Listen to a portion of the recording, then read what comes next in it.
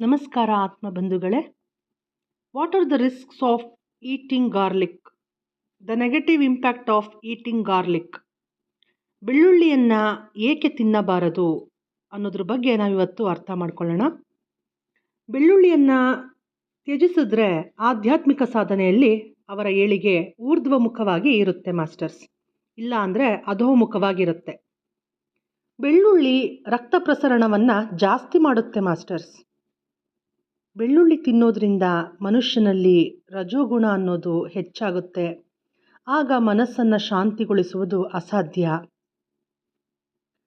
In the vegetarian Kingdom ಅಂದರೆ ಸಸ್ಯಾಹಾರದ ಸಾಮ್ರಾಜ್ಯದಲ್ಲಿ ಬೆಳ್ಳುಳ್ಳಿನ ಯಾವ ರೀತಿ ಕನ್ಸಿಡರ್ ಮಾಡಿದ್ದಾರೆ ಅಂದರೆ it is considered as A non veg.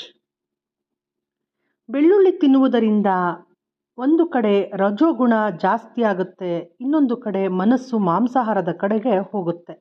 ಹಾಗಾಗಿ ಬೆಳ್ಳುಳ್ಳಿಯನ್ನು ತ್ಯಜಿಸಿದ್ರೆ ಆಧ್ಯಾತ್ಮಿಕ ಹಾದಿಯಲ್ಲಿರುವ ಪ್ರತಿಯೊಬ್ಬ ಸಾಧಕನ ಏಳಿಗೆ ಉನ್ನತಿ ಕಡೆಗೆ ಇರುತ್ತೆ. ಬೆಳ್ಳುಳ್ಳಿಗಿಂತಲೂ ಅದ್ಭುತವಾದ ಸಬ್ಸ್ಟಿಟ್ಯೂಟ್ ಅನಾದಿ ಕಾಲದಿಂದಲೂ ಕೂಡ ನಮ್ಮಲ್ಲಿದೆ ಮಾಸ್ಟರ್ಸ್. ಅದೇನು ಅಂದರೆ ಹಿಂಗು. ಬಹಳ ಒಳ್ಳೆಯದು ಹಿಂಗು. ಬೆಳ್ಳುಳ್ಳಿ ಬದಲು ಇದನ್ನು ಉಪಯೋಗಿಸಿದ್ರೆ ಉತ್ತಮ.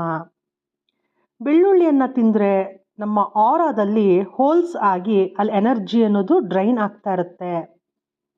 ಅಂದರೆ ಎನರ್ಜಿ ಅನ್ನೋದು ಹೊರಗಡೆ ಹೋಗ್ತಾ ಇರುತ್ತೆ. ಹಾಗಾಗಿ ಬೆಳ್ಳುಳ್ಳಿಯನ್ನು ತಿನ್ನಬಾರ್ದು.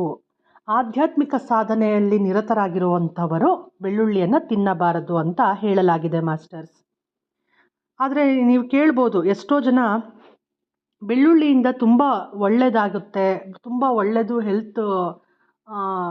ಹೆಲ್ತಿಗೆ ತುಂಬಾ ಒಳ್ಳೆಯದು ಬೆಳ್ಳುಳ್ಳಿ ಅಂತ ಎಷ್ಟೋ ಡಾಕ್ಟರ್ಸ್ ಹೇಳಿದ್ದಾರೆ ಅಂತ ನೀವು ಕೇಳಬಹುದು. ಆದರೆ ನಾನಿಲ್ಲಿ ಹೇಳ್ತಾ ಇರೋವಂಥದ್ದು, ಬೆಳ್ಳುಳ್ಳಿಯಿಂದ ಈ ದೇಹಕ್ಕೆ ಒಳ್ಳೆಯದಾದರೂ ಕೂಡ ನಮ್ಮ ಸೌಲ್ಗೆ, ನಮ್ಮ ಆತ್ಮ ಉನ್ನತಿಗೆ ಬೆಳ್ಳುಳ್ಳಿ ಅನ್ನೋದು ಖಂಡಿತವಾಗಿ ಅದು ಆಪೋಸಿಟ್ಟಾಗಿ ವರ್ಕ್ ಮಾಡುತ್ತೆ ಮಾಸ್ಟರ್ಸ್.